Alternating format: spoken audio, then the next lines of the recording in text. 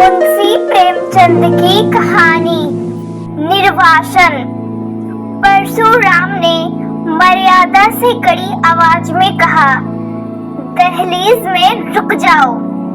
मर्यादा ने पूछा, ऐसा क्या हो गया कि मुझे दहलीज में रुकने के लिए कह रहे हो? मुझे छूत लग गया क्या? तुम्हें घर के अंदर आने से पहले यह बताना होगा कि इतने दिनों से कहाँ और किसके साथ थी। अब यहाँ कैसे और किसके साथ आई हो? परशुराम ने पूछा। मर्यादा बोली, इन बातों को पूछने का बाद में समय नहीं मिलेगा क्या? परशुराम कहने लगे, नहीं, तुम्हें अभी जवाब देना होगा। हम दोनों साथ में ही नदी से बाहर निकले थे। तुम मेरे पीछे चल रही थी, लेकिन अचानक कहाँ चली गई थी? दुखी आवाज में मर्यादा बोलने लगी, आपने देखा नहीं था कि वहाँ अचानक नागा पंथ के साधुओं का हुजूम आ गया था। सारे लोग इधर उधर दौड़ रहे थे, तभी मुझे धक्का लगा और मैं न जाने किस दिशा में चली गई। जैसे ही थोड़ी भीड़ कम होने लगी, मैंने आपको खूब पुकारा।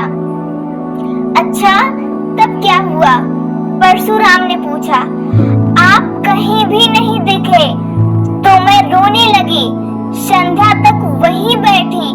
फिर एक लड़के ने आकर मुझसे पूछा कि तुम खो गई हो।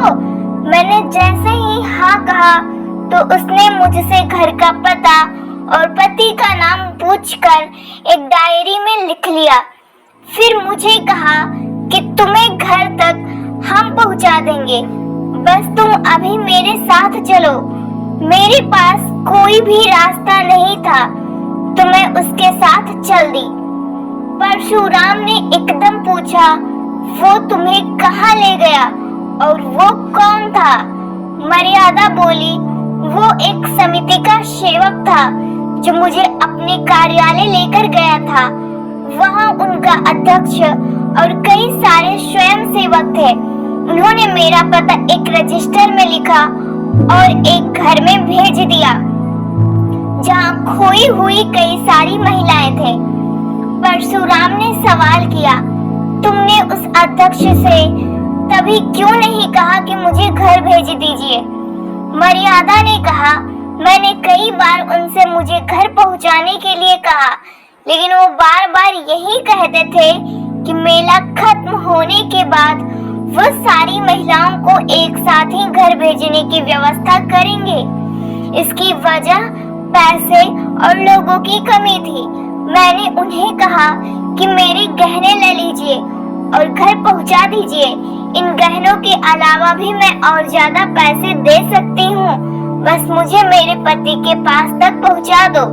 लेकिन उन्होंने मेरी एक न सुनी और मुझे भी अन्य स्त्रियों के बारे में जब पता चला तो थोड़ा राहत मिल गई थी। परशुराम बोले, ठीक है, लेकिन तुमने मुझे तार क्यों नहीं लिखवाया? मर्यादा ने बताया कि मैं पूरी रात उन महिलाओं के साथ उसी कमरे में थी। अगले दिन मैंने सोचा कि जब ये लोग मुझे घर भेज ही देंगे तो तार की क्या जरूरत। फिर परशुराम पूछने लगे, रात भर सारी महिलाएं एक ही कमरे में थी तो कमरे में युवक भी आते जाते रहे होंगे? मर्यादा ने जवाब दिया, नहीं नहीं, केवल एक बार कोई युवक खाने के लिए पूछने आया था। जब सबने खाना खाने से मना कर दिया तो वो लौट गया। उसके बाद एक महिला के पेट में दर्द उठा था तो अध्यक्ष साहब 2-3 बार दवा पिलाने कमरे में आए थे। झट से परशुराम ने कहा, देखो अब निकली ना असली बात। मैं इन लोगों को खूब अच्छे से जानता हूँ। मर्यादा नाराज होते हुए बोलती है, आप किसी सज्जन व्यक्ति पर ऐसे आरोप नहीं लगा सकते हैं। वो मेरे पिताजी की उम्र के थे। दूसरा, उनकी आंखें हमेशा नीची रहती थी। परशुराम बोले, हाँ, वहाँ के सारे आदमी देवता थे। तुम ये बताओ कि अगले दिन क्या हुआ? मर्यादा ने कहा, अगले दिन भी मैं वहीं रही। दिन के समय एक स्वयंसेवक हम सभी महिलाओं को कई पवित्र स्थल लेकर गए। लौटकर सबने खाना खाया। परशुराम ने पूछा, तुम वहाँ महिलाओं के साथ आनंद लेती रही? मेला तो अगले दिन ही खत्म हो गया ना? खाना खाने के बाद तो गाना बजाना भी हुआ होगा। मर्यादा ने बताया, नहीं, गाना बजाना तो नहीं हुआ, लेकिन सारी महिलाएं अपने दुख के बारे में बता रही थी। शाम को मेला उठा तो उसके बाद 2 सेवक सारी महिलाओं को स्टेशन लेकर गए। परशुराम बोले, तुम तो यहाँ 7वें दिन आई हो और वो भी अकेले ही। मर्यादा बोली, हाँ, स्टेशन में कुछ दुर्घटना हो गई थी जिस वजह से देरी हो गई। परशुराम ने कहा, क्या हुआ था? मर्यादा ने बताया कि जैसे ही वो सेवक टिकट लेने गया तो एक आदमी ने कहा कि गोपीनाथ धर्मशाला में एक इंसान ठहरा हुआ है जिसकी पत्नी खो गई है।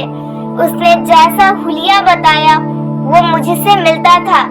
उस आदमी ने मुझे देखकर कहा कि आप उनकी पत्नी जैसी लग रही हैं। मैंने उससे पूछा कि क्या तुम बाबूजी को पहचानते हो? उसने जवाब दिया, मैं उनको नहीं जानता। तो आपको क्यों खोजता? आपका बच्चा काफी रो रहा है। तब सारी औरतों ने कहा कि चली जाओ, तुम्हारे पति परेशान हो रहे होंगे।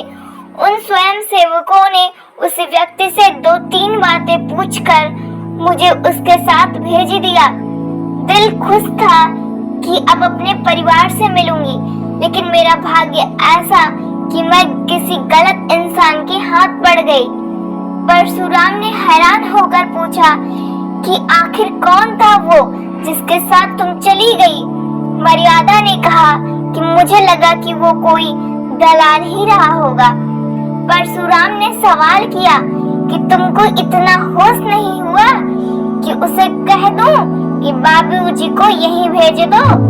मर्यादा ने तुरंत बोली, मेरी बुद्धि काम ही नहीं कर रही थी। अब तुम फिजूल की बातें मत करो और यह बताओ कि वो आदमी तुम्हें कहाँ ले गया? परशुराम बोले, मर्यादा, मुझे लज्जा आती है कि क्या बताऊं आपको। परशुराम, तुम्हें तो यहाँ आने पर और भी लज्जा आनी चाहिए। मर्यादा बोलने लगी, देखिए, मुझे किसी ने छुआ तक नहीं है, भगवान की कसम खाकर कहती हूँ। परशुराम ने पूछा कि क्या तुम उसका चेहरा कैसा था बता सकती हो? मर्यादा ने बताया, वो छोटे कद का गहरे रंग का आदमी था, लंबा सा कुर्ता पहना हुआ और गले में ताबीज भी थी। परशुराम ने कहा, अरे वो तो धर्मशाला में झाड़ू देने वाला था। मैंने उसको तुम्हारे खोने की जानकारी दी। उसने इस बात का इस तरह से फायदा उठाया। मर्यादा बोली कि वो तो ब्राह्मण जैसा लग रहा था। परशुराम कहने लगे, नहीं नहीं, वो मेहतर यानी झाड़ू देने वाला ही था। वो तुमको अपने घर लेकर गया था। मर्यादा ने बताया कि उसने पहले मुझे एक टांगे पर बैठने को कहा, फिर एक तंग गली से किसी मकान में ले गया। उसने फिर कहा कि तुम्हारे बाबूजी यहाँ आएंगे। फिर मुझे लगा कि उसने मुझे झांसा दिया है। कुछ देर बाद एक बुढ़िया आई और मुझे लालच देने लगी। पूरी रात मैं रोती ही रही। अगले दिन बुढ़िया ने कहा कि तुम रोकर मर भी जाओगी तो भी तुम्हारी मदद के लिए कोई नहीं आएगा। उस झाड़ू मारने वाले और बुढ़िया ने कहा कि तुम्हारा एक घर छूट गया है, अब हमारी बात मान लो तो तुम सोने से लद जाओगी। तभी मैंने स्वयं को खत्म करने का निर्णय ले लिया। परशुराम ने मर्यादा को रोकते हुए कहा कि ठीक है, मैंने मान लिया कि तुमने अपने सतीत्व को खत्म नहीं होने दिया, लेकिन मैं तुम्हें अपना नहीं सकता हूँ। मर्यादा ने कहा कि स्वामी, आप ऐसा मत कहिए, मैं आपकी वही पहले तुम्हारी पत्नी हूँ, मुझे किसी ने छुआ भी नहीं है। आपका ऐसा करना मेरे साथ अन्याय होगा। परशुराम ने कहा कि यह अन्याय नहीं बल्कि भगवान का खेल है। मैं 4 दिनों से यही सब सोच रहा हूँ। मुझे समाज की चिंता नहीं है, लेकिन तुम पर किसी दूसरे की नजर पड़ी। अब मैं तुम्हें कैसे अपनी पत्नी के भाव से देखूंगा। मर्यादा बोलने लगी, क्या आपको मेरी स्थिति पर दया बिल्कुल भी नहीं आती है?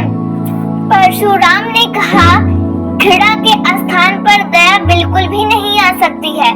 मैं जीवन भर के लिए तुम्हारा खर्च उठाऊंगा, लेकिन अब तुम्हें अपने साथ नहीं रख सकता हूँ। किसी गैर पुरुष के साथ एक क्षण रहने से भी पतिव्रत पूरी तरह नष्ट हो जाता है।